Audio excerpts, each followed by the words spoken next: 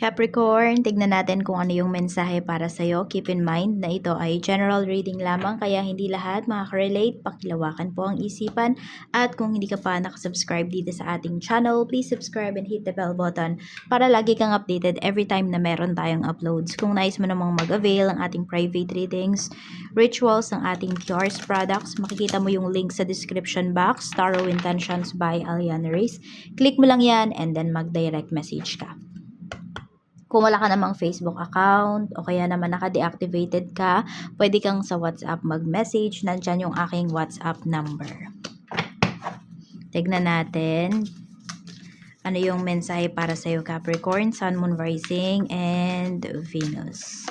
We have bravery is your baseline. Ayan. So, kung hindi ka magiging matapang, ay nako, mahihirapan ka, Capricorn. So, kailangan mo talaga ng lakas ng loob sa lahat ng gagawin mo. Huwag kang matakot. Kailangan mong maging courageous. Kailangan mong maging brave, 'di ba? Pagdating dito sa mga kinakaharap mo, sa mga kakaharapin mo pa. Huwag kang magpadala sa takot, sa pangamba. Tignan natin ano pa yung mensahe para sa'yo.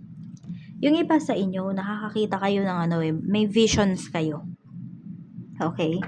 So, clairvoyant yung iba sa inyo rito na nanonood. So, may mga nakita kayo from past or nitong mga nakakaraang months na nangyayari na ngayon. And, masasabi mo na lang talaga na, ay, naku, hindi talaga ako nagkamali. Yung iba naman po sa inyo, pwedeng sa panaginip, dinadaan yung mga messages sa inyo. Tignan natin. We have transition. So, may malaking pagbabago na magaganap sa life mo, na mangyayari sa life mo. But, need mo munang mag-detach. Okay. Kaya din siguro, ayan, natatakot ka bang mag-isa, Capricorn? I mean, natatakot ka bang maiwan? Or natatakot ka na nakakatakot naman talagang pumunta sa isang lugar na hindi mo kabisado yung dadaanan mo, 'di ba? Pero ayun nga, may mga bagay kasi dito na kailangan mo siyang gawin na mag-isa. Kaya din sinasabi sa dito ng universe, kailangan mo talagang maging matapang. So may mga susunod na mga hakbang sa life mo, mga mangyayari sa life mo na ikaw lang talaga mag-isa yung haharap nito. And doon mo talaga mas makikilala din yung sarili mo. Kung gaano ka nga ba talaga katapang at kung gaano ba, paano mo ba or gaano mo ba pinagkakatiwalaan yung sarili mo, yung mga decisions mo in life. So yung pagbabago na to, for the better ito. Okay, kaya lang yung mga pagdadaanan mo, maaaring susubukin ka talaga doon. May mga tanong sa isipan mo na hindi mo alam kung mabibigyan ba ng sagot. Tignan natin. So, may malaking pagbabago sa life mo. Could be, 180 degrees. Ba yan? Na pagbabago. Tignan natin kamusta yung iyong emosyon. Kamusta po ang emosyon? We have 3 of Pentacles. Okay naman yung emotions mo rito. You are trying to work things out. Pagdating sa mga nangyayari sa life mo, pagdating sa iyong emotions, you're trying to release it. Some of you through music. Pwede rin through painting. Ayan, depende kung magaling kayo mag-drawing, di ba? Yan. So, basta nakikita ko sa iyo dito, nililibang mo yung sarili mo, pinapasaya mo yung sarili mo. Capricorn. Meron ba dito malayo kayo sa family nyo, kaya ganyan? Oo. Ayaw mong i-entertain yung lungkot ngayon. Gusto mo happy lang. Happiness lang yung nararamdaman mo. Kamusta yung isipan mo? 9 of Wands. Okay. Ayun. Pati yung iniisip mo, sinasala mo rin kung ano yung mga papasok dyan sa isipan mo. So, ayaw mo din mag-isip ng negativities dito. So, nakokontrol mo talaga yung emotions mo, yung mind mo, para hindi mag-isip ng mga negativities. More on paghahanda rin yung nakikita ko sa'yo rito. So, yung mind mo, very, alert. Check natin yung physical health mo naman, kamusta? We have 4 of Cups. Madalas ba kayo pag kumakain, nauupo kaagad kayo? So, yung iba po, feeling bloated. O yung iba naman sa inyo, feeling bloated kayo kasi, ayun, ilang araw ba or sa isang araw ba, kamusta yung bowel movements ninyo? So, meron din kasi dito, pwedeng you need to eat more fiber o kaya nade-dehydrate kayo. Kulang kayo sa, sa liquids. Ayan. Meron din pwedeng may hangover. So, yun yung mga pinapakita rito pagdating sa inyo pong physical health.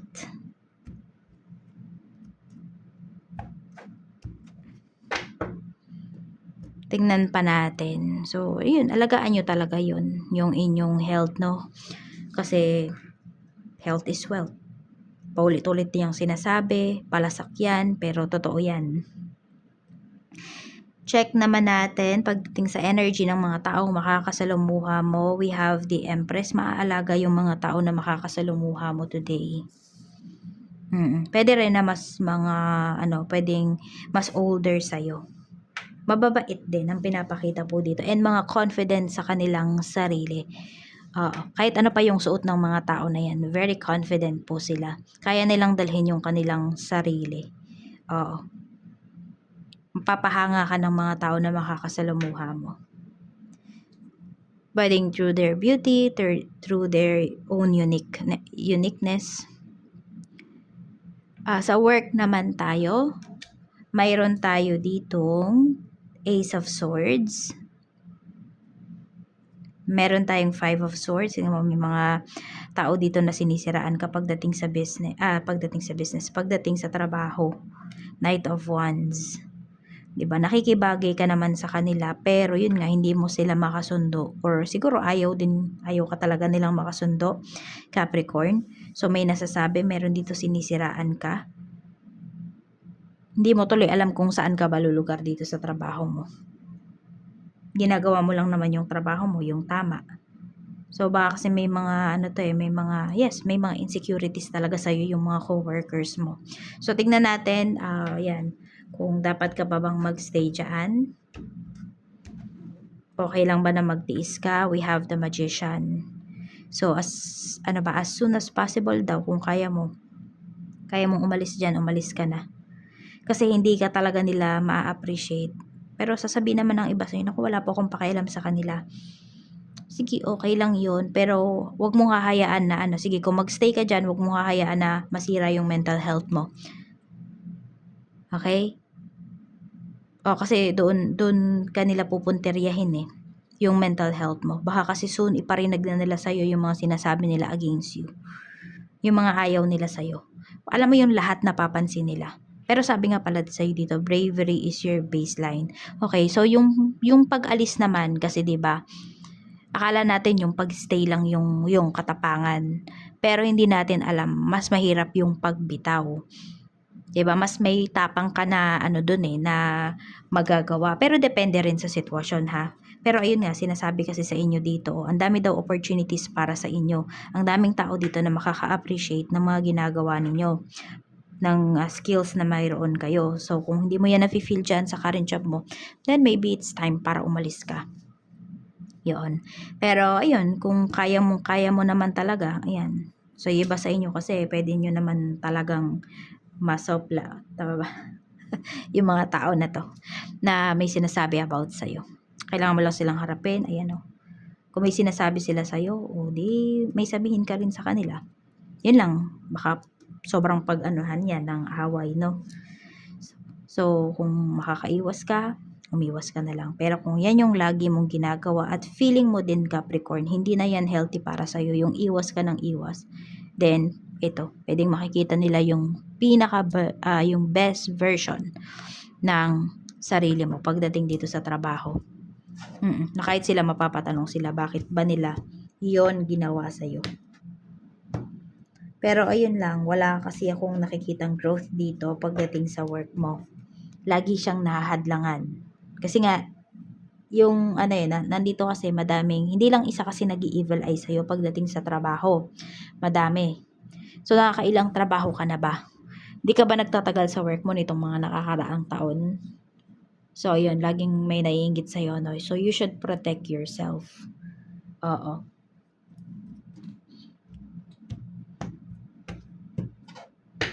Tignan natin. Okay. May nagtatanong, paano ko po poprotektahan yung sarili ko? So, meron tayong Tiars products. Magmensahe ka na lang kung interested ka. Yes, isa yun sa mga makakatulong talaga sa'yo. Tignan natin. Tuturo ko din naman sa inyo yun kung paano ba yun alagaan and paano yun tamang gamitin. Yung pag-alaga, sobrang easy lang nun. Basta matyaga lang po kayong mag-alaga. Yung iba kasi tinatamad bumibili tapos hinahayaan lang nila. So, hindi. Dapat alagaan po ninyo yan. So, punta tayo pagdating sa gustong mag-start magnegosyo. Tignan natin. We have the Devil. We have Death card. So, meron muna talaga kayong kailangan pagbabago na gawin. So, ang naano ko dito, napipick up ko, yung iba po sa inyo, okay, hindi ito yung first time ninyo na magkakaroon kayo ng trabaho, ng negosyo. Ten of Pentacles. Oo. Kung hihintayin mo dito na suportahan ka ng family mo, pwedeng hindi pa yun mangyayari. Pwedeng after sila dun sa resulta. So, kailangan mo ditong maging matatag talaga. Or maging matapang kung gusto mo talagang mag-business. Matapang na bumalik ulit dun sa dati mong business or matapang na ibang business naman yung pasukin mo. Yan. Kailangan kasi may pagbabago daw dito. Oo. Ayan. So, okay naman po kung magnenegosyo ka ulit. No, basta daw pag-isipan mo na this time. Kasi noon, baka nung una kang nagnegosyo, dahil uso lang yung ninegosyo mo noon, kaya sumunod ka, hindi mo talaga yun gusto. Hindi talaga yun yung passion mo. Pero kumita ka naman doon. Kaya lang ito, kung gusto mo talaga na mas alam mo yun, yung masustain mo talaga yung negosyo at, yung hindi ka tatamarin or hindi ka kaagad hihinto, yung gusto mo talaga, yung pinag-aralan mo, yan. Or more on yung gusto mo talaga. Or kung hindi naman, 'di ba, wala ka naman, masasabi mo ba wala kang passion? So kung wala kang passion, edi kung ano yung pag-aralan mo yung isang business talaga. No. Ayan, at huwag kang mapapagod na matuto doon sa negosyo na i-start mo. Kasi as you go along the way, meron kang matututunan. Yung akala mo alam mo na pero hindi pa pala. Akala mo perfect mo na pero hindi. Bakit ko nasabi yan? Nung nagbe-business ako ng cake business, is araw-araw meron akong natututunan. Akala ko perfect na yung recipe, pero may ipa-perfect pa pala siya. Akala mo wala ng whole, pero meron pa pala. So, you take down notes dun sa mga ano na yon, mga iba't ibang clients, makikilala mo, makakasalumuha mo. Tignan natin. Sa mga may business naman, kamusta yung sales? We have the Lovers. We have Six of Pentacles. So, ayan po. Ang daming matutuwa dito sa negosyo mo. So, pwedeng may mga, okay yung sales po ha. Tapos, pwedeng may tips. May mga tips pa kayo na ma-receive. Tapos, nakikita ko rin dito, kung may goals kayo ng person mo, Aquarius tuloy. Capricorn, ayun, baka iba sa inyo, Aquarius yung inyong kadil. Okay? So, Capricorn, okay, kung meron kang karelasyon, tapos ito is yung business mo ngayon, is business niyo yan parehas. O yun, may mga goals kayo dito na ma-receive. Ma-achieve pala. Check naman natin sa kaperahan. Overall energy ng kaperahan. Mayroon tayong Six of Wands. May progress naman na pinapakita dito pagdating sa iyong kaperahan. So, meron pa dito nag-iipon kayo. Pero mabagal lang yung pag-flow ng money ninyo. Or meron kayong mga insurance, meron kayo SSS, may MP2 kayo, yung ganon. Oh, may flow, may magandang flow din naman kasi na pinapakita dito sa pera mo. Hindi lang siya gano'n kabilis kasi may paghihintay kayo na gagawin, 'di ba? Pero pinapakita kasi dito may progress sa kaperahan mo. And tahimik kumikilos yung pera mo para sa'yo. Tahimik siyang lumalago. Merong gano'n, meron ba? So, pag-aralan nyo na yung mga ganyan, no? Oo. Basta, basta, yun. Pag-aralan nyo kung saan lalago yung pera po ninyo.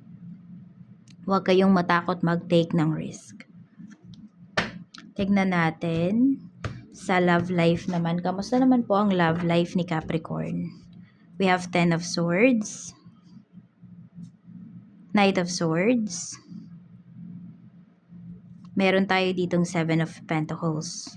So, parang halos lahat ngayon may problem sa relationship. Pero more on communication kasi yung nakikita ko rito. I don't know kung blinak ka ba ng person mo. Yan, blinak ka niya. Four of Wands. Mayroon kayong problem. Nagagalit kasi mayroong galit dito. Oo. May nagsusugal ba rito? Or pwedeng person mo nagsusugal, Capricorn? Kaya nagalit. Pwedeng ikaw yung, pwedeng either blinak ka niya or blinak mo siya eh. Basta may away kasi na pinapakita. And may problem din na pinapakita pagdating sa money. So, meron kayong goals, meron po dito, meron kayong goals dito na hindi nyo ma-achieve kasi pwedeng may bisyo yung person mo. Doesn't matter ha kung ano yung gender ninyo. So, ito, huwag ka daw matakot na i-confront yung person mo kung alam mo talaga na mayroong maling nangyayari dito sa inyong relasyon. So, parang sinasabi sa'yo dito, huwag mo siyang ito-tolerate. I-address mo kung ano yung nangyayari, ano yung issues, ano yung real issues dito. Tingnan natin ano ba yung nafe-feel niya sa'yo ngayon. We have 3 of Wands, may paghihintay rito. Namimiss ka ng person mo, mukhang meron dito nagpapapansin siya sa'yo. Kaya lang mali yung way ng pagpapapansin niya. Meron po dito kung kayo ay LDR, gusto niya na talaga na magsama kayo. Oo. I mean, maayos lang talaga yung inyong relationship once na mag-for good ka na. Depende yan ha, kasi baka yung iba nga sa inyo may tina-target pa kayong bahay dito, baka may pinag-aaral pa kayo, so hindi siya possible sa ngayon, 'di ba? So, i-address mo yon sa person mo na hindi pwede basta-basta na umalis ka na lang sa trabaho because ganito, ganyan. Mag-meet kayo halfway. Oo. Pero kung feeling mo hindi na talaga maayos at nagiging burden na sa'yo yung relationship na to, yung person na to, and it's time, ito siguro yung need mong i-release. Di ba sabi sa'yo may pagbabago sa life mo? Baka dito yon sa relationship mo, Capricorn. So, ayan lang po yung mensahe para sa'yo. Maraming salamat. Mag-iingat ka. More blessings to come. And see you again on my next video. Bye-bye!